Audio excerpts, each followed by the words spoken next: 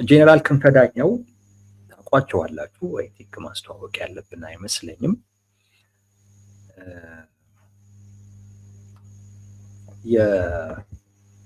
የሜቴክ ዋና ኃላፊ ነበሩ።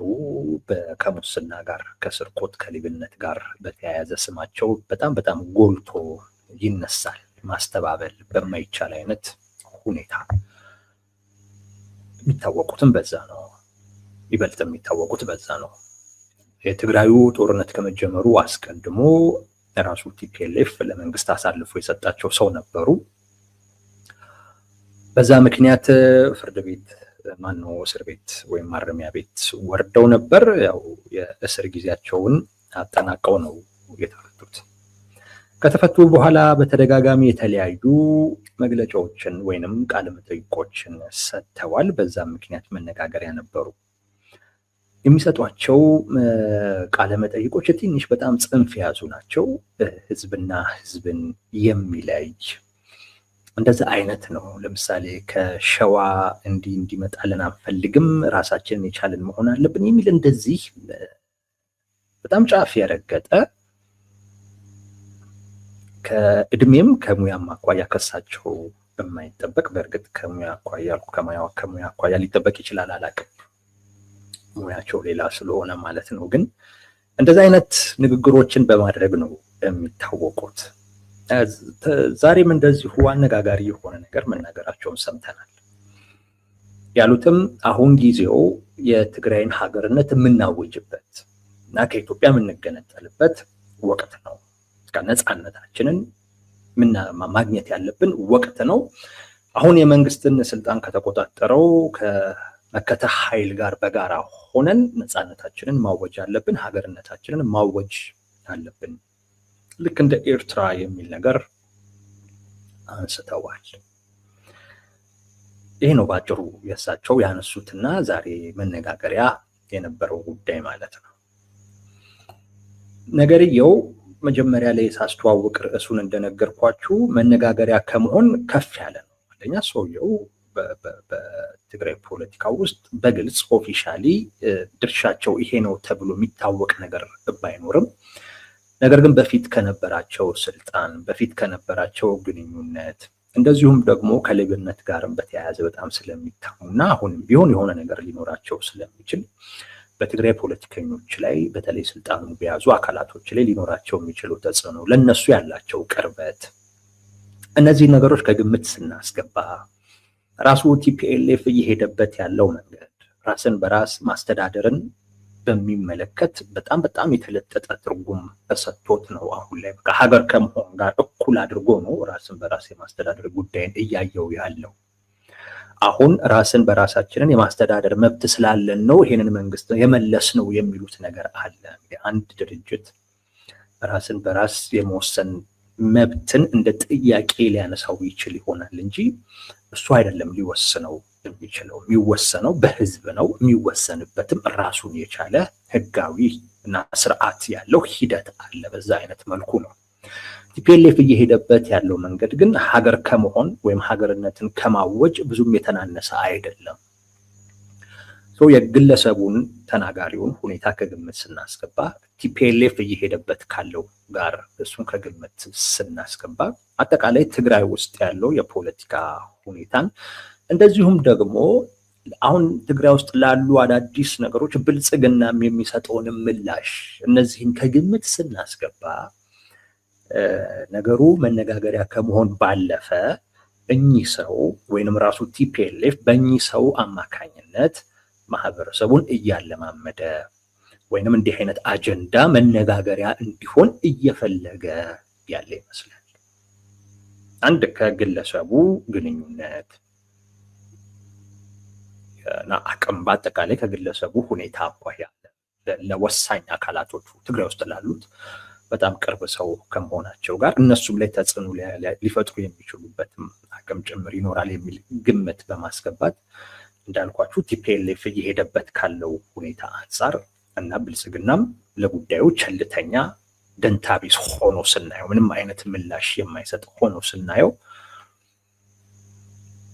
ይህንን አጀንዳ መነጋገሪያ ከመሆን ባሻገር መነጋገሪያ ከመሆን ባሻገር እውን ለማድረግ ፍላጎት ያለ እና ያንንም ፍላጎት ለማሳካት ከወዲሁ አጀንዳውን የማለማመድ አይነት ነገር አድርገን ወስደነዋል።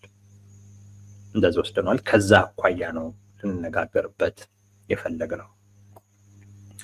በቲፒኤልኤፍ ውስጥ ይሄ ፍላጎት አለ።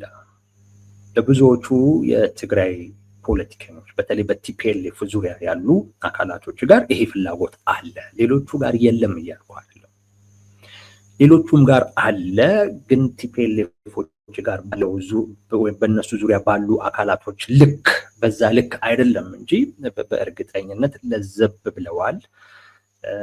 ከማዕከላዊ መንግስቱ ጋር በጋራ የመስራት ፍላጎት አላቸው። እየሰሩም ነው የምንላቸው አካላቶች ቢያንስ ሞቅ ሲላቸው እንኳን እንደዚህ አይነት ፍላጎት እንዳላቸው ራሳቸውም ነግረውናል።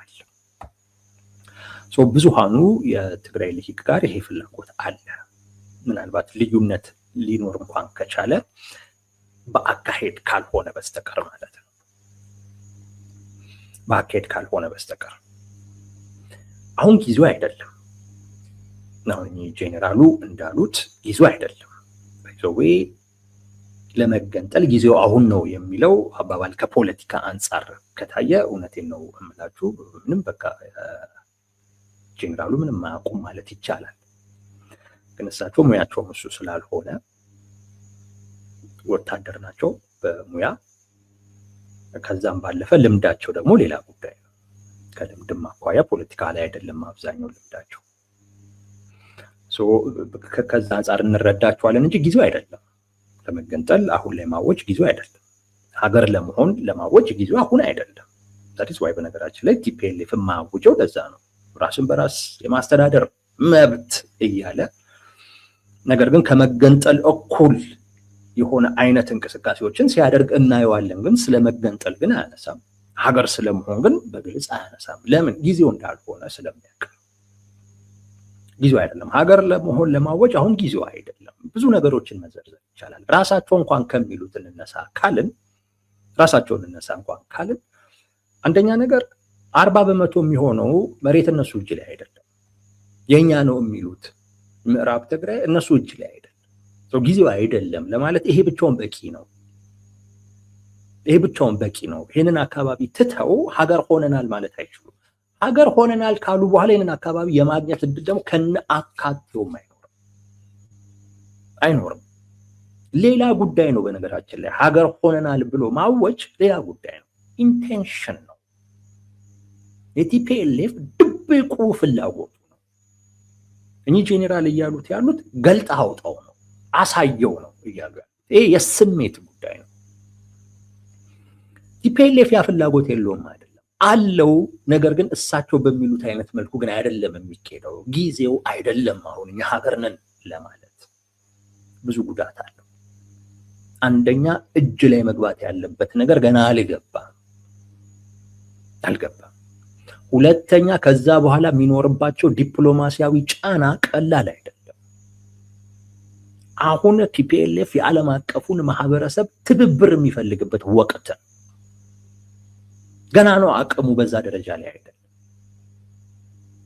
ኤርትራ እኮ ሀገር መሆኗን እኮ ያወጀችው እኮ ደርግ እኮ ሲንኮታኮት እኮ ማዕከላዊው መንግስቱ ወይም የፌዴራል መንግስት ወይንም ብልጽግና አሁን ባለበት አይነት ቁመና ሀገር ሆኛለሁ ብሎ ማወጅ ከዛ በኋላ የተፈለገው አይነት እርምጃ እንዲወሰድ እንደ መፍቀድ የሚቆጠር ሊያውጅም አይችልም። ራሱ ቢያውጅም ቀጣይ የሚኖረው ነገር የእርስ በርስ ጦርነት። ምክንያቱም ማን ነው ቲፒኤልኤፍ? አፍተር ኦል አንድ እኮ ድርጅት እኮ ነው። ሀገር እንሁን አንሁን ይሄ የህዝብ ውሳኔ ነው። በእርግጥ አሁን የሚወሰነው ውሳኔ የህዝብ ሆኖ ሳለ ብቻውን በተናጠል የወሰነው ውሳኔ ነው። እንደውሱን ከግምት ስናስገባ ሀገርም ሆኛለሁ ሊሉ ይችላሉ ብለን ልናስብ እንችላለን። ግን ጊዜው ግን አይደለም። ብዙ መሰራት ያለባቸው ያልተሰሩ ነገሮች አሉ። ጊዜው ባይሆንም ግን በእንደዚህ አይነት በነ ክንፈ ዳኘው በኩል ግን እንዲገለጥ ግን ፍላጎት አለው ቲፒኤልኤፍ። እሱ ኦፊሻሊ ልንገነጠል ነው ሀገር ልንሆን ነው ባይልም ነገር ግን በነ ክንፈ ዳኘው በኩል እንዲገለጥ ይፈልጋል። በነ ክንፈ ዳኘው በኩል የሚገለጠው ነገር ቲፒኤልኤፍ ከሚሄድበት አካሄድ ጋር ስለሚቀራረብ የቲፒኤልኤፍ ፍላጎት ተደርጎ እንደሚታይ ያውቃል። ስለዚህ በዚህ አጀንዳ ሊገኝ የሚችለው ነገሩን በሙሉ ቲፒኤልኤፍ ያገኘዋል። አጀንዳውን በነ ጄኔራል ክንፈ ዳኘው በኩል እንዲነሳ ያደርጋል። እነሱ የሚያነሱት ጉዳይ ቲፒኤልኤፍ በተግባር ከሚሄድበት ጉዳይ ጋር ሲተያይ ይመሳሰላል። ስለዚህ ሰው የሚረዳው እንዴ ቲፒኤልኤፍ ለካ ወደዚህ ነው እየሄደ ያለው። እኚህ ሰው የተናገሩ ያሉት በትክክልም ቲፒኤልኤፍ ውስጥ ያለውን ፍላጎት ነው፣ ድብቁን ፍላጎቱን ነው ብሎ ይረዳል። በዚህ አጀንዳ ሊገኝ የሚችልን ጥቅም ቲፒኤልኤፍ ያጋብሰዋል። ብዙ ጥቅሞች አሉት። ለዛ ነው እንዲነሳ የሚፈልገው ቲፒኤልኤፍ። አንደኛው የሰው ኃይል ማሰባሰብ ነው። በጣም ተቸግሯል ህወሓት፣ በጣም ነው የተቸገረው። ወደ 30,000 የሚሆን ወጣት ነው የታፈሰው ቅርብ ጊዜ በአንድ ወር ውስጥ 30,000 የሚሆን ወጣት ታፍሷል ለውትድርና። ይሄ ላለመታፈስ ብሎ ወይም ጦርነት ቢመጣ ተገቢ ያልሆነ ዋጋ ላለመክፈል ብሎ ከክልሉ ወደ ጎረቤት ክልሎች የሚሄድ፣ ከክልሉ ወደ አዲስ አበባ የሚመጣ፣ ከክልሉ ወደ ሌላ ሀገር የሚሄደውን ወጣት ሳይጨምር 30,000 ወጣት አፍሰዋል በአንድ ወር ውስጥ ማለት ነው። ከዚህ ቀደም ነግሬያችኋለሁ። ምልመላ አድርገው ነበረ። የወጣቶች ምልመላ ምንም ማግኘት አልቻሉም። 2,000 ምናምን ሰው ያገኙት 10 ምናምን ሺህ ሰውን መለምላለን ብለው ማለት ምንም ፈቃደኛ ሊሆን የሚችል ሰው አላገኙም። እነዚህንም አስገድደው ነው የወሰዱት። 2,000 ምናምን እምላችሁ የሚያንስብ ይመስለኛል ቁጥሩ። አሁን በኃይል እየወሰዱ ነው እና ወደ 30,000 ወጣቶች አፍሰዋል። ይሄ የፈጠረው ጫጫታ አለ። በጣም ከፍ ያለ አጀንዳ ሆኖ ተነስቷል፣ አስደንግጧል። አሁን ላይ ወጣቱን በእነሱ ዙሪያ ለማሰባሰብ ያደረጓቸው ነገሮች በሙሉ ፌል እያደረጉ ስለመጡ እና በመጨረሻም ወደ ማፈስ እየተገደዱ በመምጣታቸው ምክንያት አሁን ወጣቱን ሊስቡ የሚችሉበትን አጀንዳ ማንሳት ይፈልጋሉ። የመገንጠል፣ ነፃ የመሆን፣ ሀገር የመሆን አጀንዳ። ይሄ በአብዛኛው ወጣት ላይ እንዳለ ስለሚያውቁ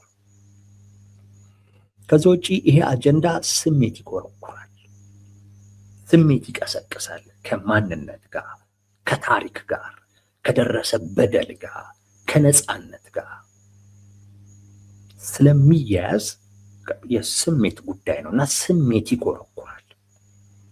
አሁን ወጣቱን ስሜቱን ኮርኩረው ወደ ራሳቸው ለማምጣት ስለሚፈልጉ ነው አንድ ይህንን አጀንዳ በነ ጄኔራል ክንፈ ዳኘው በኩል እያነሱት ያለው።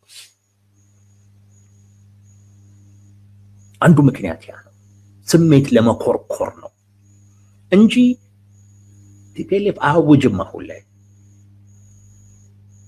ጄኔራል ክንፈ ዳኘው እንዳሉት አያውጅም ማለት በዚህም ደረጃ በጣም በቃ ጅልም የሆነ አይመስለኝም። አሁን ጄኔራል ክንፈ ዳኘው በሆኑት ልክ እና ስሜቱን መኮርኮር እና ወጣቱን ማምጣት ነው የፈለጉት። ምክንያቱም ከቲፒኤልኤፍ ፍላጎት ጋር ተያይዞ ይታያል የመገንጠል ፍላጎት፣ ሀገር የመሆን ፍላጎት፣ ቲፒኤልኤፍ ያለው አይነት ፍላጎት አንዱ እሱ ነው። ሁለት በጣም የተቸገሩበት ሌላው ጉዳይ ጠላት ልየታ ነው። ጠላት ልየታ ላይ በጣም ተቸግረዋል። ከፊሉ ዋነኛ ጠላታችን ብልጽግና ነው ይላል፣ ከፊሉ ጠላታችን ሻዕቢያም ነው ይላል፣ አብዛኛው ሁለቱም ጠላት ናቸው ይላል።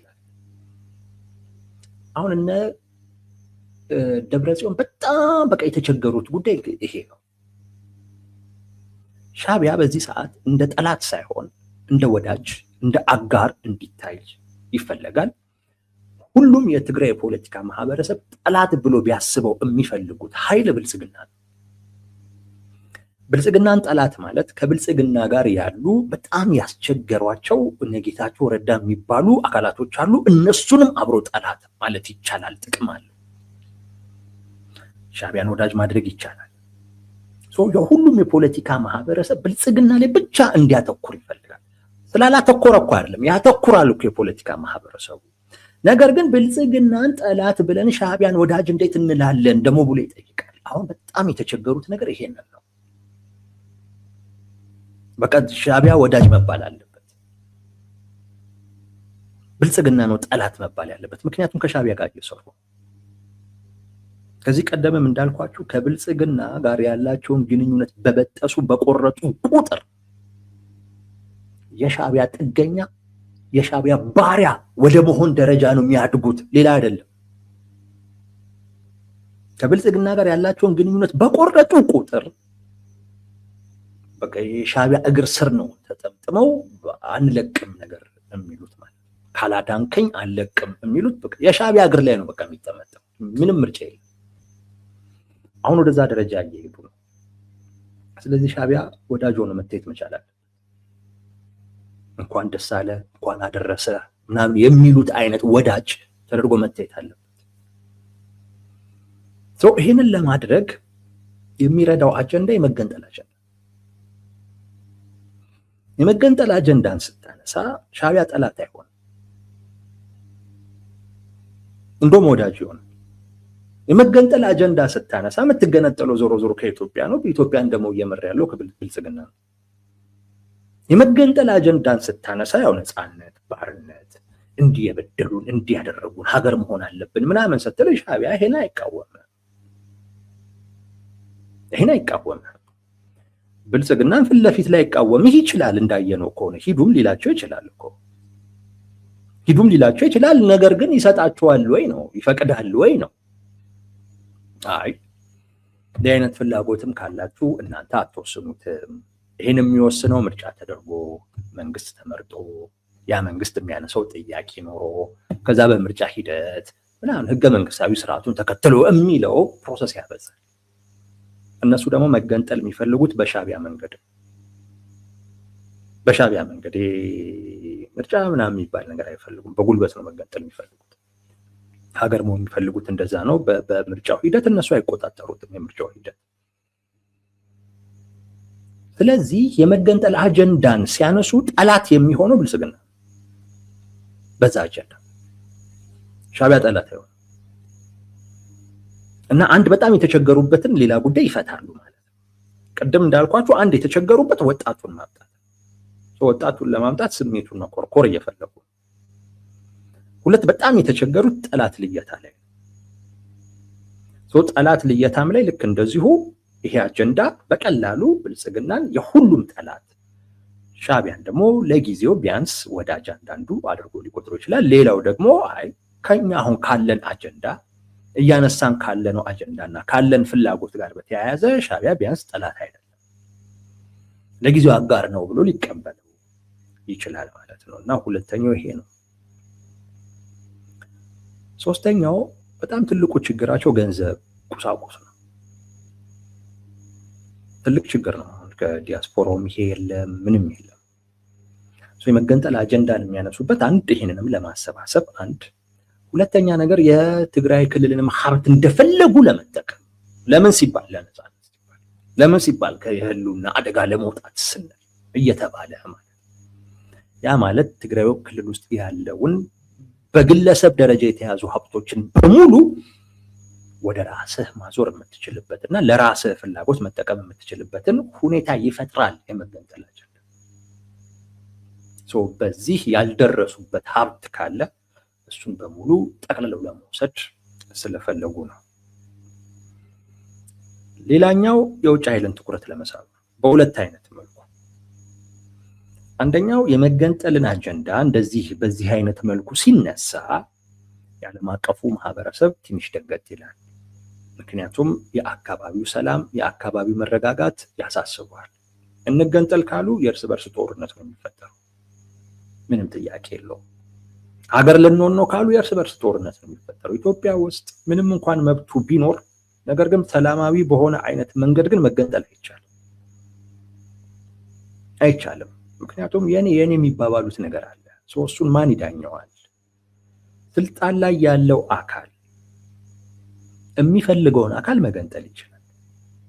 ስልጣን ላይ ያለው አካል ኤርትራ እንደዛ ነው የተገነጠለው እንጂ በወቅቱ ህወሓት ባይሆን ኖሮ ስልጣን ላይ ያለው እና ሻዕቢያ ኤርትራን ተቆጣጥሮ የመገንጠል ፍላጎት ቢያነሳ ኖሮ እስከዛሬ ድረስ ውጊያ ላይ ነበር፣ ሀገር አይሆኑም ነበር።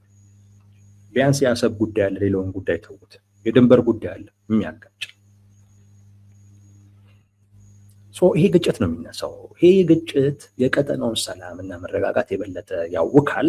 የዓለም አቀፉ ማህበረሰብ የበለጠ አካባቢው ላይ ትኩረት እንዲያደርግና ችግሩ በውይይት በድርድር እንዲፈታ ጫና ይፈጥራል ከሚል ስሌት ነው። አንድ ያ ማለት አሁን ብልጽግና ላነጋግራችሁም ከእናንተ ጋር አልወያይም አልደራደርም እያላቸው ስለሆነ የዓለም አቀፉን ጫና ተጠቅመው ብልጽግናን ወደ ጠረጴዛ ለማምጣት ለማስገደድ ሊጠቀሙበት ይችላሉ ይህንን አጀንዳ። አንድ ሁለት፣ ሌላው በጣም የተቸገሩበት ነገር ከጠበቋቸው አካላቶች በቂ የሆነ ድጋፍ እያገኙ አይደለም።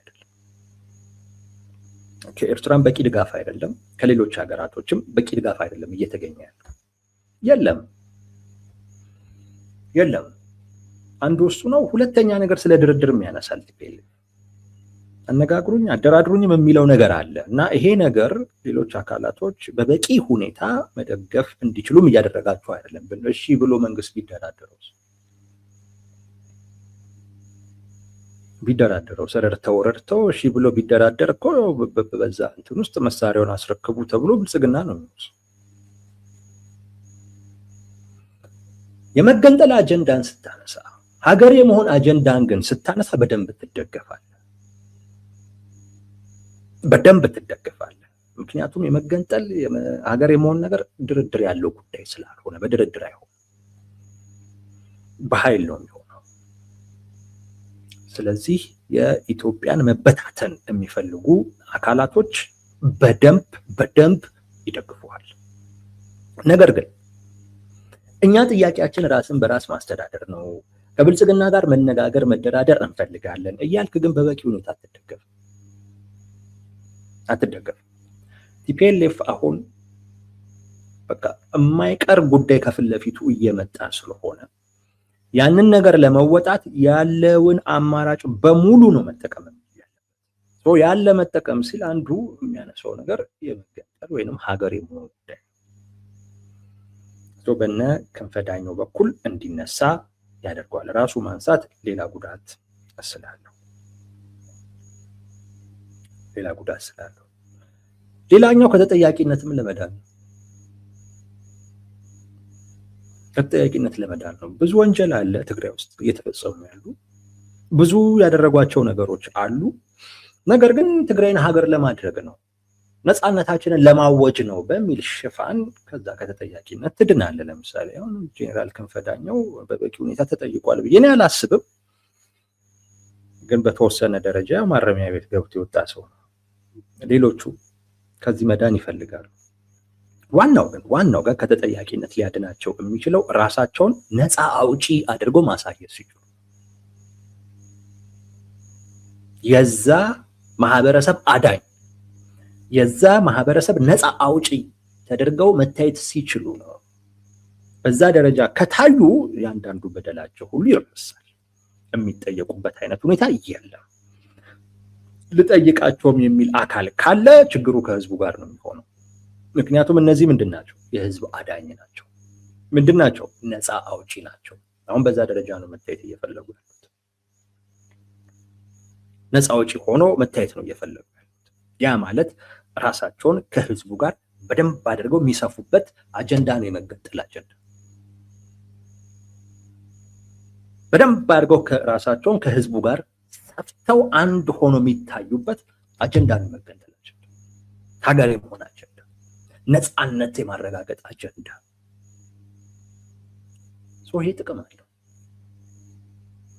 እነዚህን ጥቅሞች ለማጋበስ እነዚህን ጥቅሞች ለማግኘት ሲባል የሚያነሱት ጉዳይ ነው። በማን በኩል?